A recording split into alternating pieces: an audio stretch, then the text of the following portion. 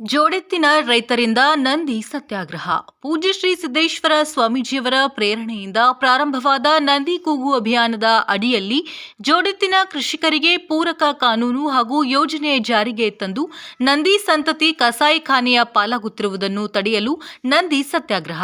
ಮಹಾಶಿವರಾತ್ರಿಯಿಂದ 11 ದಿವಸಗಳವರೆಗೆ ವಿಶ್ವಗುರು ಬಸವಣ್ಣನವರ ಜನ್ಮಸ್ಥಳದಲ್ಲಿ ಜರುಗುವುದು. ಸಂಸಾರಿಕ ಹಾಗೂ ಆಧ್ಯಾತ್ಮಿಕ ಜೀವನದ ಪ್ರಗತಿಗೆ ಮೂಲ ಕಾರಣೀಭೂತವಾದ ನಂದಿ ಕೃಷಿ ಕುರಿತು ವೈಜ್ಞಾನಿಕ ಚಿಂತನೆ ಮಾಡುವುದು ಹಾಗೂ ನಂದಿ ಸಂತತಿ ಉಳಿಸಿ ಬೆಳೆಸುವುದಕ್ಕೆ ಪೂರಕ ಕಾನೂನು ಹಾಗೂ ಯೋಜನೆ ಜಾರಿಗೆ ತರಲು ಆಗ್ರಹಿಸುವ ಉದ್ದೇಶದಿಂದ ನಂದಿ ಸತ್ಯಾಗ್ರಹವು ಮಹಾಶಿವರಾತ್ರಿಯ ದಿನವಾದ 26/2/2025 ಬಸವನ ಬಾಗೇವಾಡಿಯ ಶ್ರೀ ಮೂಲನಂದೀಶ್ವರ ದೇವಸ್ಥಾನದಲ್ಲಿ ಜೋಡೆತ್ತಿನ ಕೃಷಿಕರ ಸಂಘಟನೆ ಹಾಗೂ ಇತರ ರೈತ ಸಂಘಟನೆಗಳ ನೇತೃತ್ವದಲ್ಲಿ ಜರುಗುವುದು.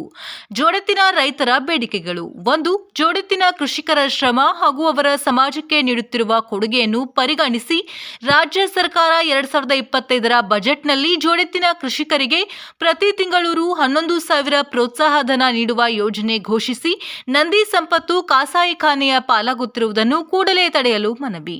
2.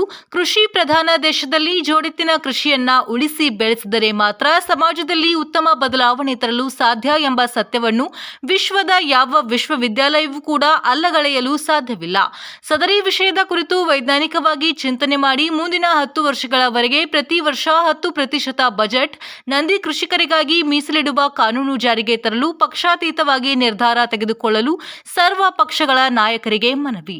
ಸಹಯೋಗ: ಜೋಡೆತ್ತಿನ ರೈತರ ಸಂಘಗಳು, ಕರ್ನಾಟಕ ರಾಜ್ಯ ರೈತ ಸಂಘ, ಹಸಿರು ಸೇನೆ, ಭಾರತೀಯ ಕಿಸಾನ್ ಸಂಘ ಹಾಗೂ ಅಖಂಡ ಕರ್ನಾಟಕ ರಾಜ್ಯ ರೈತ ಸಂಘ ಹಾಗೂ ಇತರ ರೈತಪರ ಸಂಘಟನೆಗಳು.